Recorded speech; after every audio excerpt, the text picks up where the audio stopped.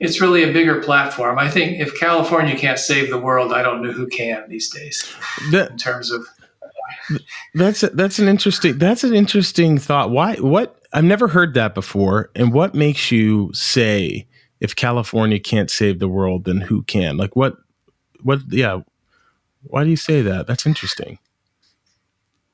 We need to make investments to combat the climate crisis and linked things like inequality and racism and so forth, globally. And California has, at this moment in time, the political will, the wealth, and the support of the electorate to do that. Mm-hmm. And you don't find that combination in very many states of the United States. So we really have the opportunity, I think, to be out in front on some of these global challenges. Absolutely, that's an interesting way of looking at it, and I can't say that I disagree. You have a lot of problems, but you are at the forefront of finding solutions, and we'll get into the solar aqua grid a little later. But in terms of like water, right? A lot of where you're at, especially in the Central Valley, that's a problem, and I'm wondering if you could kind of let us know how big of a problem it is in terms of like wasting water, and like what are some of the solutions that you guys have thought up in order to fix this problem? Well, water is always something that's been in dispute, I think, mm-hmm. in California. There's an error that says I've run out of disk space. Oh. You're good. We're pulling this recording. It's actually recording within this software that we're running. So you're all good. So look at it this way. California receives an average of about 2 feet of precipitation per year across the state. And the state's 100 million acres. So if you convert that to a volume, that's 100 million acre feet, or 200 million acre feet, mm-hmm. 2 feet deep times 100 acres. Now, of that 200, about 120 million acre feet is used in our headwaters, in our forests. It goes back to the atmosphere to keep the trees healthy and everything else, the ecosystems we depend on. So that leaves 80 million acre feet of runoff. Now, of that 80 million acre feet, half of it flows to the ocean to keep our ecosystems healthy, our Sacramento, San Joaquin Delta. Some rivers you can't put dams on because they're too steep. So that leaves about 40 million acre feet for agriculture and municipalities combined. Now, of that 40 million acre feet, 80% of it goes to agriculture. Mm-hmm. And 20% of it to the urban areas. Now, we have more land than we do water. That 80% of 40 million acre feet is 32 million acre feet on average. It varies from year to year depending on precipitation. And pretty much all of our agriculture is irrigated agriculture because our rain falls in the wintertime, and crops need it in the summertime. So we store it over to summer. So right now, we haven't had much precipitation the last few years, and we're running out of stored water in some areas. We're pumping water out of the ground that may not be replenished. Yeah, I was going to ask you about that. You're when you say stored waters, you're referring to the underground water aquifers, correct? Yeah, well, that's the biggest storage, but there's also dams. Okay. So both, and another storage is our snowpack, but that's diminishing. Yeah. Okay, so that's the giant problem now. In terms of, like you said, 80% of that water goes towards agriculture and the other 20% goes to urban areas. Do you think that the state, and again, don't want to point any fingers, I'm just spitballing here. Do you think that some of the the agriculture that has been implemented is problematical. I think that I believe I read somewhere that that a lot of the almond groves or orchards take a ridiculous amount of water as well. So that might be problematical. I can't off the top of my head. That's the first thing that comes to mind. But I'm wondering, like, if I could get your thoughts on that. Well, there's a couple of issues there. First of all, the people that are using the water have a legal right to use the water. Yep, 100%. Yeah, and almonds are one of our largest agricultural exports. California supplies 80-90% of the world's almonds. Wow. And we're exporting a lot of water when we do that. We still, with the water that's remaining, we grow, about a third of the nation's fruits and vegetables and nuts, and over half of just the fruits and nuts. Wow. That serves our nation. So yes, we could change the water rights and try to prioritize, but do we want to make societal decisions, or do we want to let landowners make those decisions? Property rights holders, whether they own the land or the water or both. Yeah.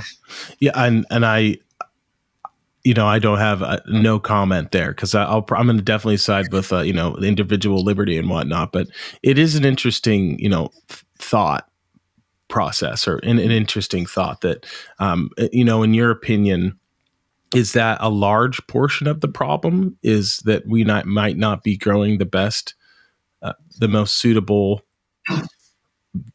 produce for the region? I think that you have to look at it and decide if your worldview is to make society better or to have free property rights. Yeah. And let people do what they want. And that's a constant struggle, because in this Constitution of California, water belongs to the people. Yep. But people have established water rights to use it. Yet, on the other hand, we have rural communities that don't have water. And we have ecosystems that don't have water rights.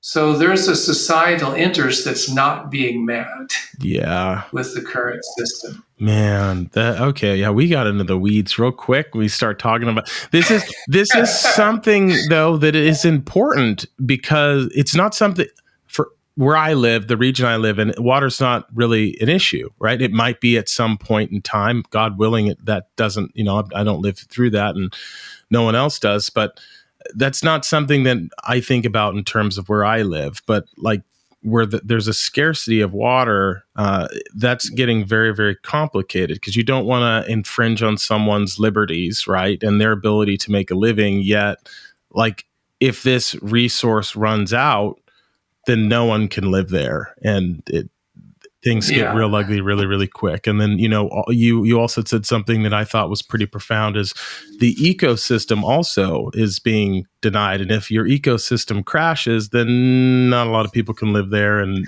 so it's complicated.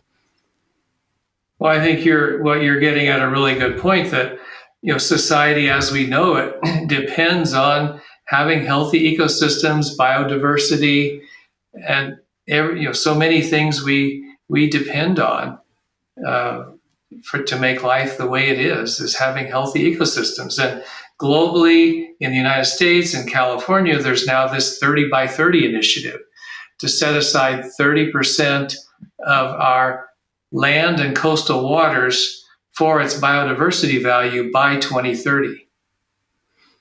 Okay. It's been embraced, all the way along the chain, from the United Nations down through some states like California. So does this mean that it turns into like public land, where there'll be like trails and what? I'm kind of confused at what that means. When you say set aside land, does that mean it's state-owned land that everyone can go on, or how does that work? That means we don't convert it to cropland or infrastructure.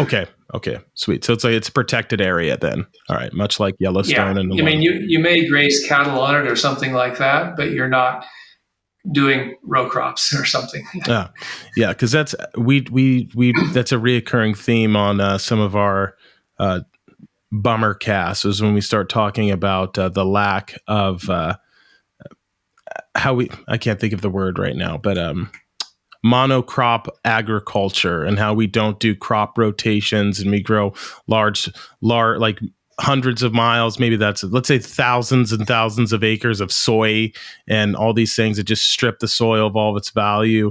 Like these are some of the issues that we have to tackle in the future. One thing, but I don't want to go down that road because that's a that's a depressing road to go down.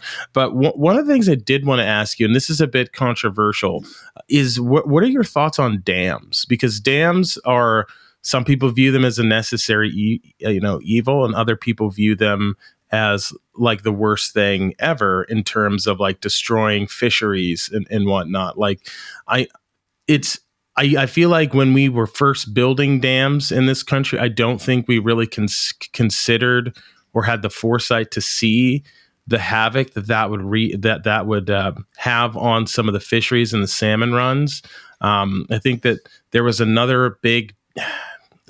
John, you might need to pull this up. I want to say it's like a copper mine in Idaho or something like that, where they were going to dam this river up and it was going to ruin the fisheries. I don't know. It was a huge thing in the hunting community, but I would like to get your viewpoint on what you think of dams. I mean, it's a very, I'm sure it's a complicated issue and it's got a lot of sides and probably a lot of emotion, but what does Roger think of dams? Well, right now, dams provide value, quite a bit of value to the way our cities and society has developed in the Western U.S. and other places. We think about the huge hydropower, the electricity generation on on Hoover Dam and other dams the on the Bonneville Colorado Dam. River. Well, it's the same. Yeah. So we've built up. And those are existing infrastructure. Now we might not build them. We probably wouldn't build them if they weren't there. Now, when people ask me, I say I just don't see the people of California voting for a bond to build another dam on a river. Yeah. The only dam that's in planning in California is off the river right now, and it's for storage. It's for water storage, potentially hydroelectricity, and also it can release water, as needed for both ecosystem values as well as agriculture. But dams, we built dams in part for flood control, but in part because we wanted to use the floodplains, which is what used to provide flood control. People wanted to farm those.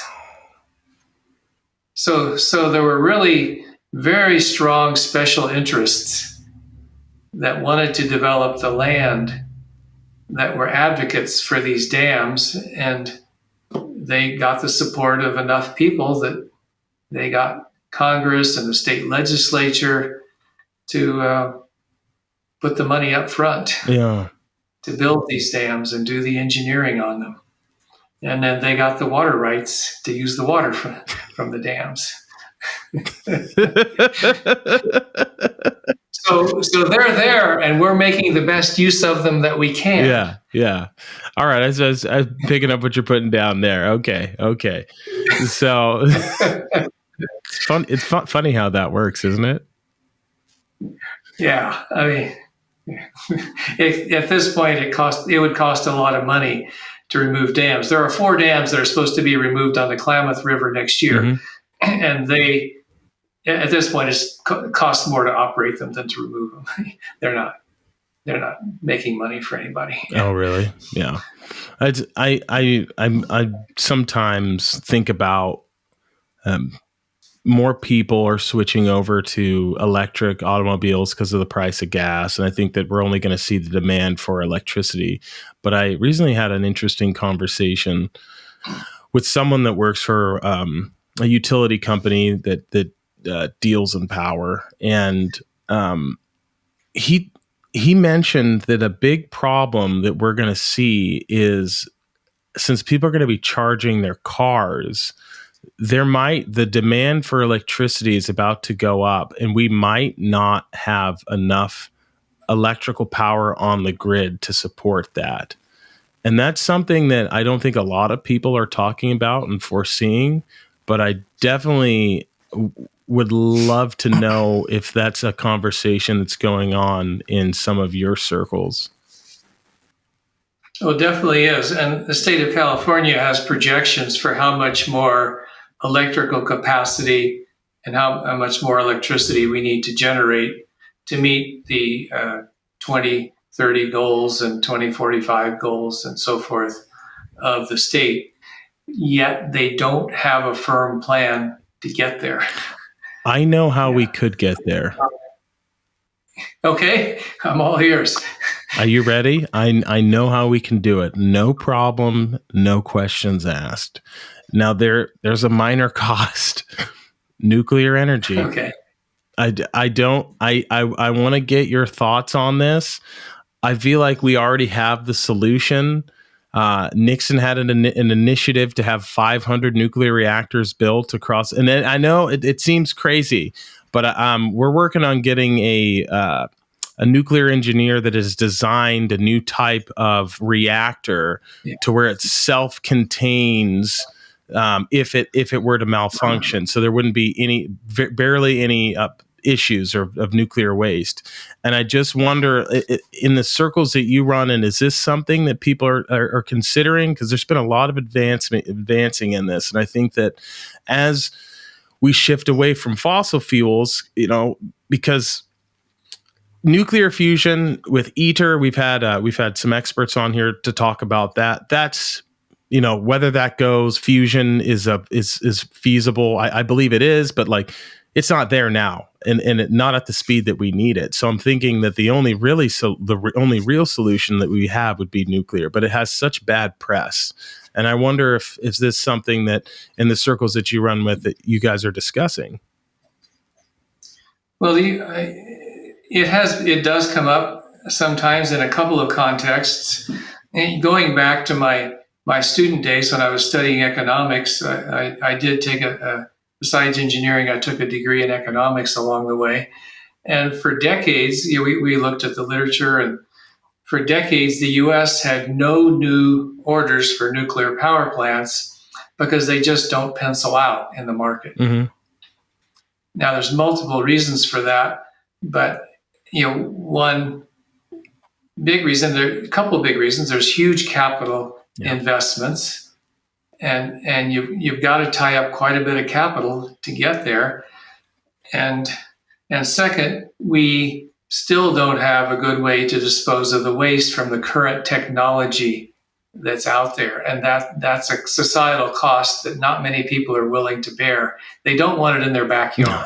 No, I know that's a big, I know that's always a big selling point where someone's like, well, would you live in a place that had a nuclear reactor? I did. I lived in Corvallis. There's a nuclear reactor there, and it didn't seem to bother me. But it's pretty ugly on the landscape, right? I think of the Chernobyl nuclear reactors, and I can't think of any other ones that I've visited, but they seem like they're these massive structures that are kind of an eyesore. So if you could maybe get rid of that, scale it down, maybe we could sell it. I don't know. Well, I'm not ruling out all nuclear technology. I just can't see. I just can't see us making investments in these expensive, big facilities that take 20 years to build and get online, when we can put solar over our roofs, over our carports, over our canals, over our parking lots at a much lower cost of installed capacity, even including storage, electricity storage. And we can do wind. I mean, I think at this point, solar, onshore wind, offshore wind, geothermal are going to pencil out much better than big nuclear plants using the current technology that people are offering. I think that's fair. And I think that this is a pretty good segue. But before we get, John, you had something you wanted to say. What was that? Oh, well, I was just going to bring up that there was just, I believe this past week. Yeah. A few weeks ago, actually, there was a study released by an environmental scientist at Stanford, or a group of scientists at Stanford, that had determined that based on their calculations of GDPs of 145 countries in the world, that if all of the countries total would put all of their effort into making use of whatever renewables we can with the technology we have right now, this isn't dependent on growing and developing new technology, that it would cost roughly $65 trillion to solve global warming, and that because of all of the cost-saving mechanisms that are built into renewable energies, within 6 years we would completely pay off what it would cost to do. I don't know the study you're talking about, John, but it really does pencil out. The benefits are a no-brainer compared to the investments, as long as we make smart investments and put the solar and wind in the right places that don't have huge ecosystem impacts, or ecosystem or impacts such as cultural, because there's been a lot of pressure to put them on Native American land that is of strong interest to Native Americans in some states. Put what on Native American lands again? Solar. Oh, wait, for real? Not on land that is owned by Native Americans, but that is under some government ownership, but has both ecosystem and sacred value. Oh, damn! We're doing it again, son of a bitch. That's terrible. So we got to be smart about where we put our solar and our wind. Yes, totally understand.